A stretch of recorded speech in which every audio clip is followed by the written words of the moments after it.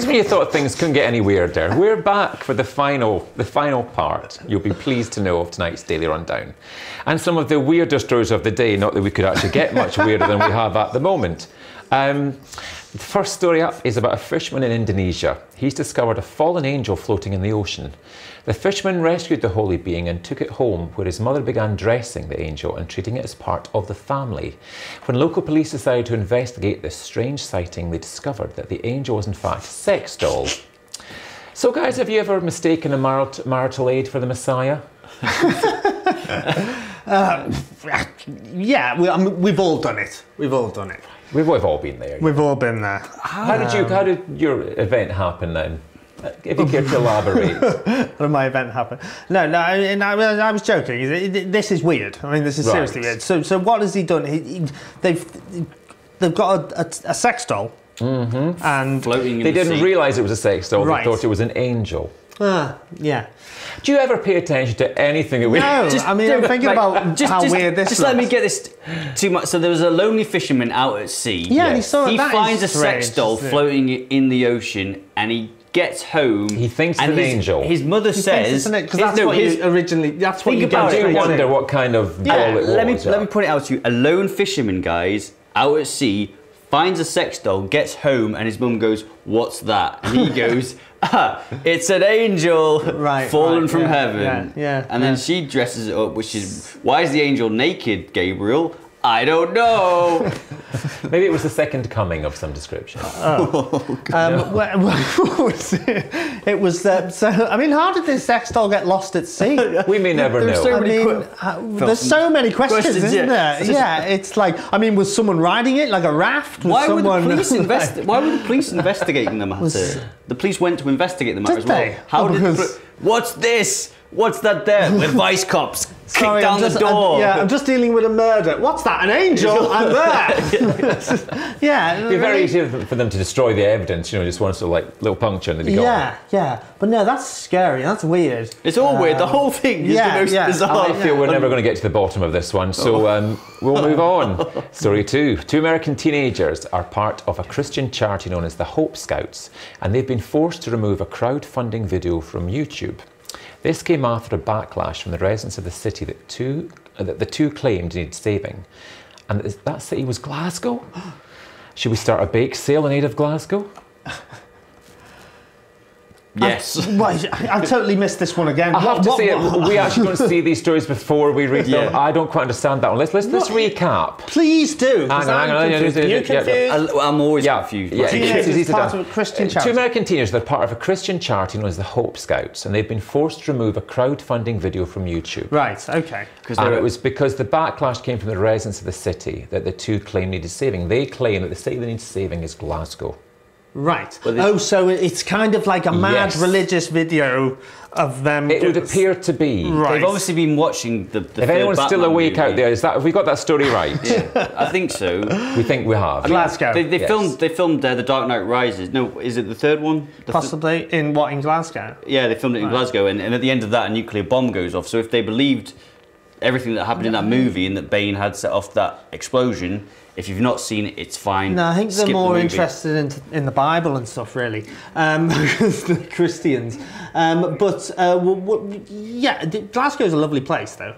I mean, I don't know. Well, so they're claiming that they think Glasgow is one of the most poverty-stricken cities in the world. Right. Really? Which is really not the case anymore. Is that not right? Well, I mean, Frankie Boyle makes lots of comments about how deprived Glasgow is as a city, but I've never been to Glasgow, so I can't. Buchanan Street now is second only to Oxford Street in London for the best place to go shopping. Well, we definitely need to save people from consumer hell then, and I suppose that's what that has become. So yeah, great. These kids probably have something to go off. But running a service. Why would they be putting videos on YouTube? Because they're American. Yeah, and everyone. I think that pretty much answers it all, doesn't it? People want their stuff out there, AJ, no matter how weird it is. Yeah, like your stuff, for instance, that's just taking over the studio. That wasn't my idea. But yeah, I mean, what does the video contain? What's Send your money. Send your money to Glasgow now because they need it. They need it now. They can't even speak the Anglais. Is that Donald Trump? I have no idea. That's my generic. It sounded a bit like Margaret accent Thatcher. of a Belgian person. Right. I thought it was a bit like Julio Iglesias. Julio Iglesias. I don't even know if he sounds like that. But no. But yeah, I'd leave the accents about you. To be fair, I'm not good at them, folks. Sorry. We'll move on.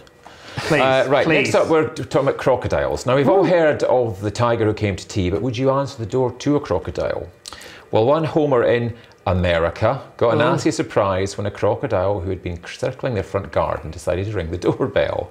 A viral video shows the reptile attempting to climb the back fence before politely ringing the doorbell. So would you invite a crocodile inside if it asked nicely? I think you would, wouldn't you? Well, I mean, I'd be pretty weirded out by the fact that the crocodile was talking. With the pictures that you've made, really? Well, yeah, okay, all right. I'd say, come on in. Let me draw you. It was usually more like a crocodile went in, wouldn't it? Yeah. Hey, that's a good one. Yeah. That's going on there. Crocodilia Smith. Anyway. Oh no, created a monster. Yeah, no, that's my job. So this was a crocodile coming to the door. Yeah. Like knocking? I mean, knocking at the door. Yeah, just like say a stray hound might want to knock in and see if there's any food mooching around. A crocodile's done this now. And was this like in America or part of America, like by the swamps, kind of? I suspect it probably was. It's downtown LA. Why was she letting the crocodile in though? If she saw it circling around on the garden, why would you then go, come on in? I've just baked some cookies because I hear the people of Glasgow need them. We're going to send them over. Yeah, well, it might have been a Christian crocodile or a Jehovah's Witness, crocodile. So, break it down, make shoes, send them to the homeless people of Glasgow. But then again, who's making a viral video of that? So they're just going, it's gonna get into that lady's house any minute. Film it on your phone, Jeff. Yeah. So would they've actually stopped filming if it had actually started to eat her, do you wonder? Or just sent it into You've Been Framed? Yeah. I don't know. These stories are really fracturing my perception of reality. They are slightly left of centre tonight. It's true. But I mean, I think Emmy's probably been on the sauce, frankly. And they're making me do weird accents as well. So that's never a good thing. Yeah, no one made you. Let's see what we've got next then. A man decided to throw a birthday party for a 2-year-old pothole. They're not getting any better, are they? That's amazing. Throw a birthday party for a 2-year-old pothole located outside of his house. The man from Belhaven, Mississippi, in America, strangely, decided to celebrate the pothole's birthday. Is this all something to do with May the 4th Day, do you think? Yeah. He decided to celebrate the pothole's birthday to spur his local council into fixing it after his numerous attempts to draw attention to it fell on deaf ears.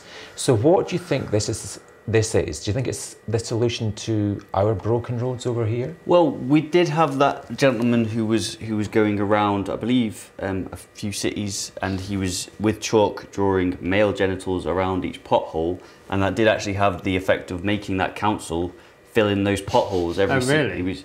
He had a bit of a rude name, which is a play on Banksy's name. Okay. I think you were going to say it was Where's Willie?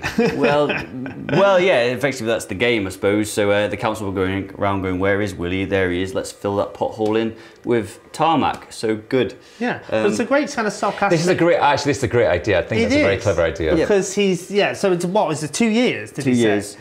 It's 2-year birthday. And it is it's a kind of, it's a way of him still kind of having a go about it in a funny way, in a sarcastic way. I'm making another viral video for YouTube, which seems to be the topic of things to do tonight. So. Do you think that you have to go to that extent? There's something that's bugging you about the way things are right now, around where you live or somewhere nearby, that you think you could sort of utilise this kind of effective, kind of sarky but effective point? Yeah, I think if it gets things done, then surely it's a good thing. Passive-aggressive creativity is never embarrass them into doing something about it. Yeah. And I think people respond to humour more.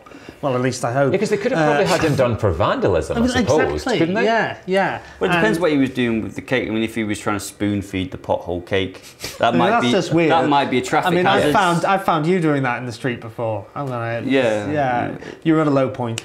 You've just broken up with. Anyway, lower than this. Yeah, then you stalked it. But I'm back on that. No. Potholes, and it's a funny thing, and I think it's a good thing. it's a clever way of keep having a go. At the end of the day, potholes are dangerous. I mean, you have people in cars who might damage their vehicles on them, but ultimately there are cyclists who could go over their handlebars and seriously injure themselves. And there's so many, you see in inner city areas, there's so much work that could be done. There is so many, you know, particularly in my area as well, where there is stuff that it just, you know, that needs filled in, that needs doing. And you know, I'm not gonna hold a birthday party for any of it at any point. But it's maybe extreme, but it's got a point. It's what I'm saying. We don't know if it works or not, but we hope it might have actually been effective. Yeah.